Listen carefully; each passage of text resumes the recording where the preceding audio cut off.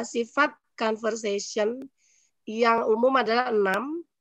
Dan ke-6 sifat conversation ini mengarahkan kepada bentuk-bentuk grammarnya, bentuk-bentuk spoken grammar, ya, yang merupakan perwujudan dari sifat-sifat tersebut. Jadi karena sifat-sifat tersebut itulah maka muncullah spoken grammar ya. Saya akan jelaskan secara detail yang sekarang. Seperti biasa ini ada rangkuman secara general dulu. Apa saja sih ke-6 karakter conversation yang harus kita pahami dan kita pahami juga bentuk grammarnya.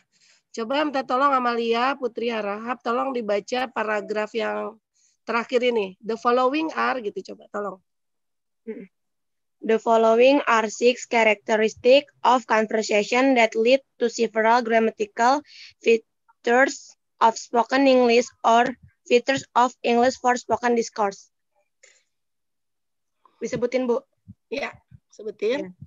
Number 1, conversation takes place in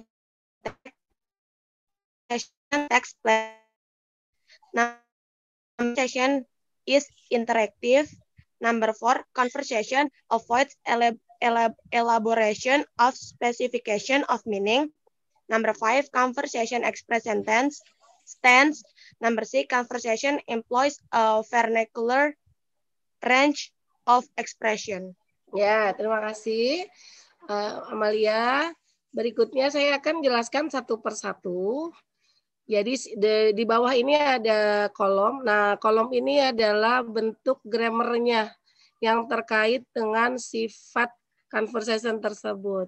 Yang pertama, conversation berlangsung dalam konteks yang dibagi, dalam konteks yang jelas antara setiap pembicara.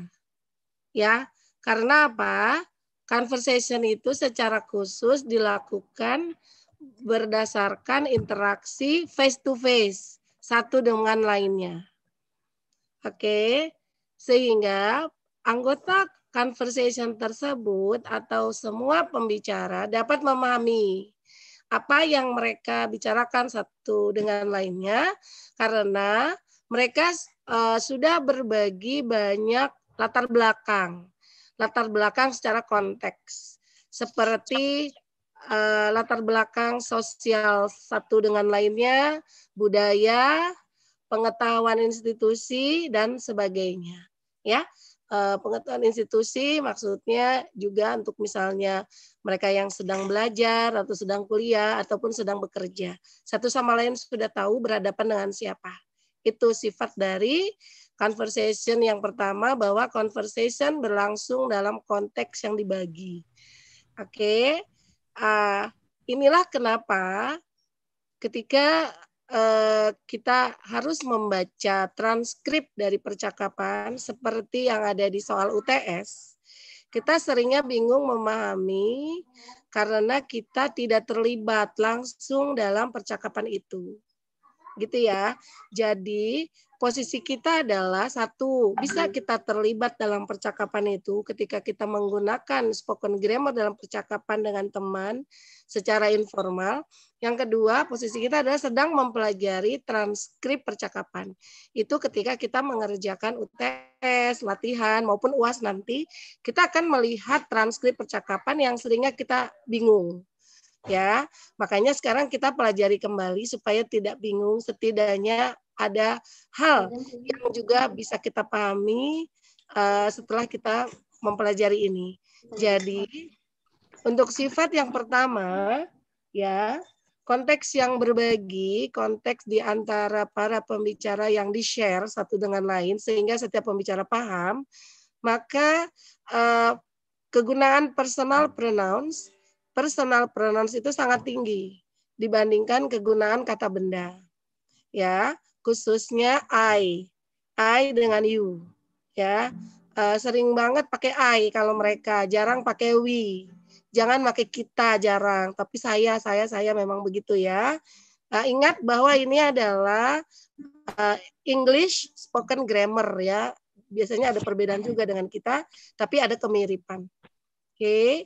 Yang kedua adalah penggunaan pengganti untuk kata kerja atau frase kata kerja maupun pengganti untuk kata benda atau noun phrase ya.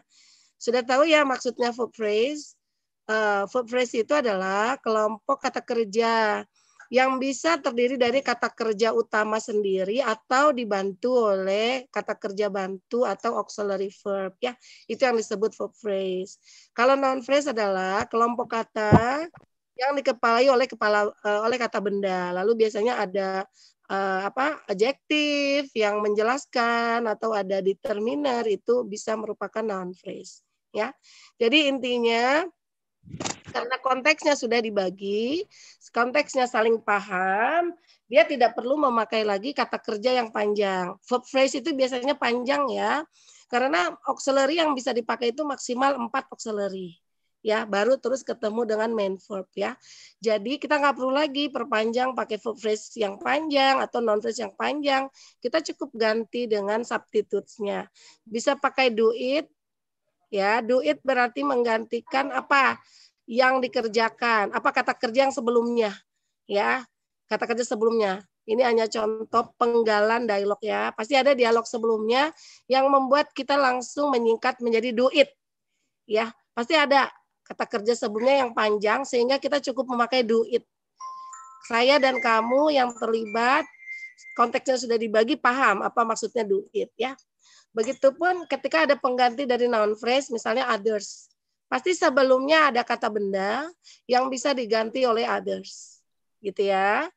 Baik, yang ketiga penggunaan elipsis. Elipsis tolong dipelajari lagi.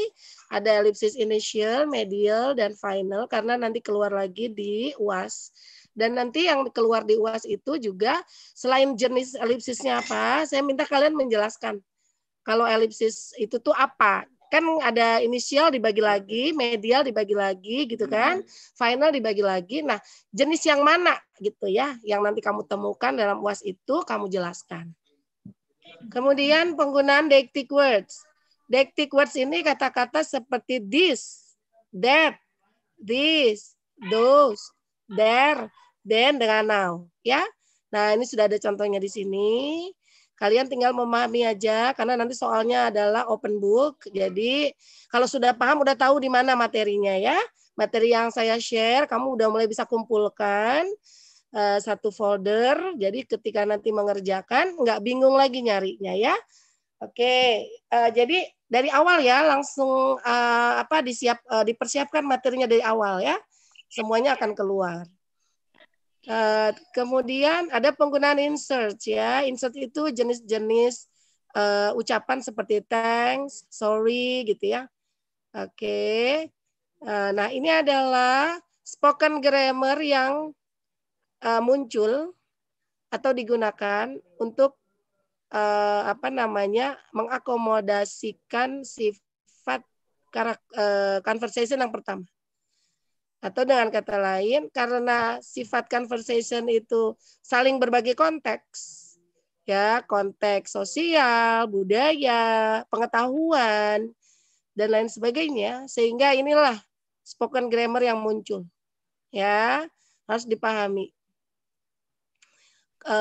Tingginya penggunaan personal pronouns, penggunaan kata ganti untuk kata kerja dan kata benda, penggunaan elipsis, penggunaan deictic words, dan penggunaan inserts. Ya, oke. Sebenarnya inserts itu paling banyak dibandingkan elipsis, tapi saya tidak mau banyak materi karena materi bisa kalian pelajari nanti. Yang penting sekarang basicnya aja dulu ya. Takutnya kebanyakan materi, apalagi lagi online begini.